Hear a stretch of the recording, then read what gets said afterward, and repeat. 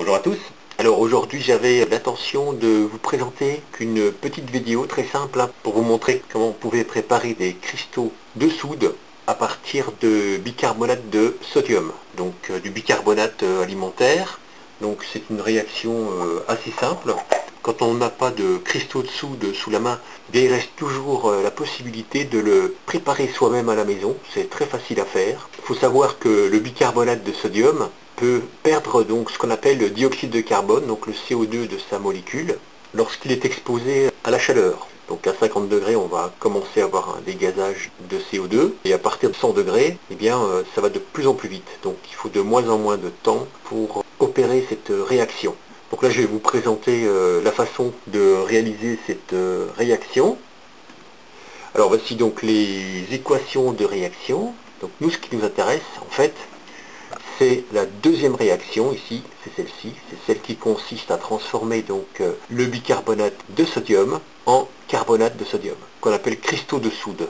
On va réaliser l'expérience à 100 degrés et je vais également réaliser la même expérience à une température 2 fois plus élevée pour constater la cinétique, donc la vitesse de dégradation du bicarbonate de sodium en carbonate de sodium. Donc ici on a une équation qui est équilibrée puisqu'on a le même nombre d'atomes de chaque côté de l'équation, puisqu'ici on part du réactif. Et là, on a les produits de la réaction. Nous aurons besoin de 2 moles de bicarbonate de sodium pour obtenir 1 mole de carbonate de sodium, 1 mole d'eau et 1 mole de dioxyde de carbone. Si on compte les atomes, eh bien on a bien ici 2 atomes de sodium de chaque côté de l'équation. On a 2 moles d'hydrogène qu'on retrouve ici. On a 2 moles également de carbone, 1 mole ici et on a 1 mole ici. Et on a besoin également de 6 moles d'oxygène. Donc on en a 3 ici, 2 là et 1 ici. Donc l'équation est bien équilibrée.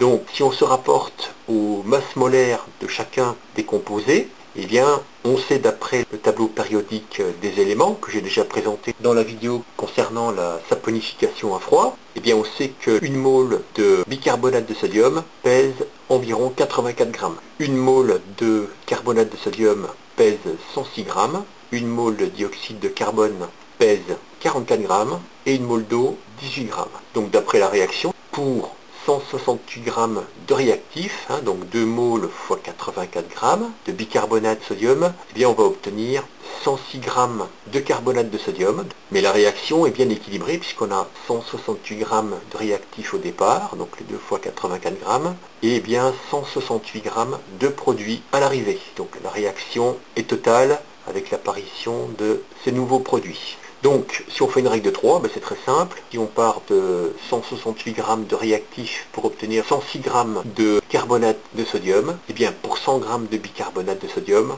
on devrait obtenir 60 grammes de cristaux de soude. Donc c'est ce qu'on va faire dans l'expérience.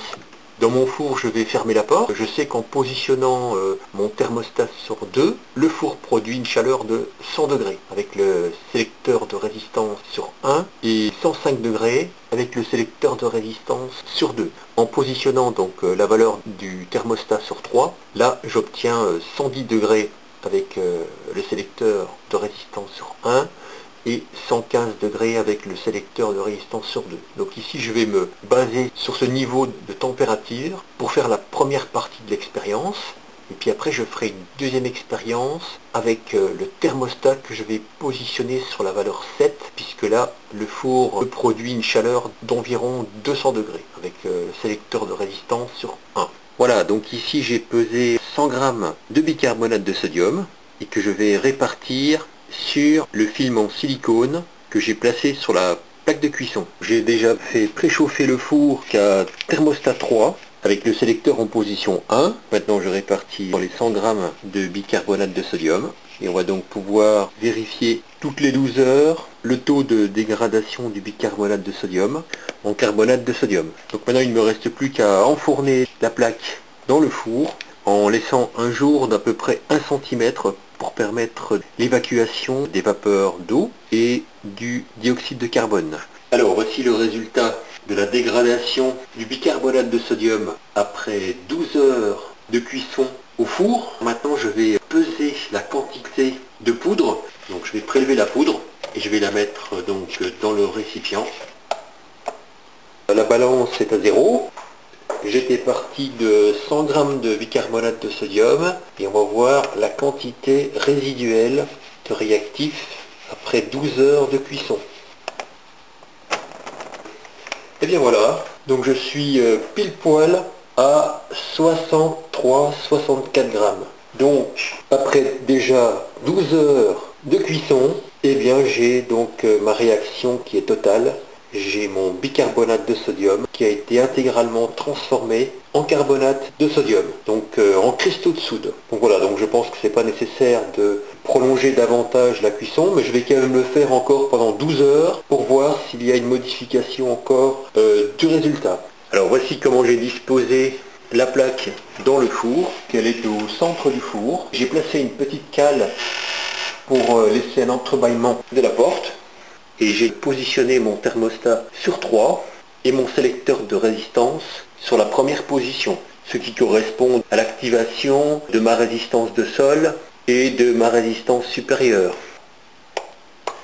J'ai prolongé la cuisson d'encore 6 heures et on va voir s'il y a eu une modification dans la masse du produit obtenu. Donc on était à 63-64 grammes il y a 6 heures. On va regarder maintenant ce qui reste du réactif. Et voilà.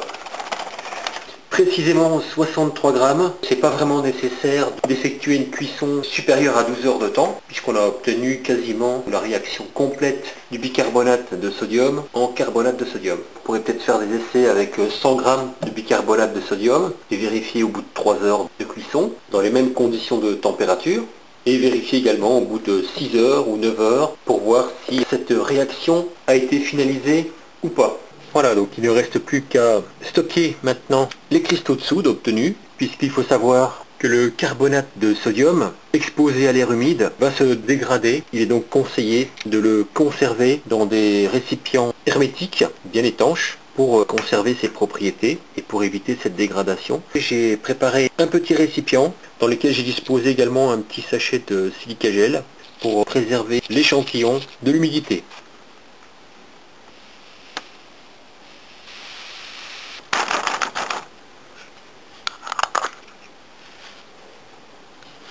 Voilà, donc j'espère que cette présentation vous sera utile pour réaliser vos propres cristaux de soude. Et je vous dis donc à très bientôt pour de prochaines vidéos.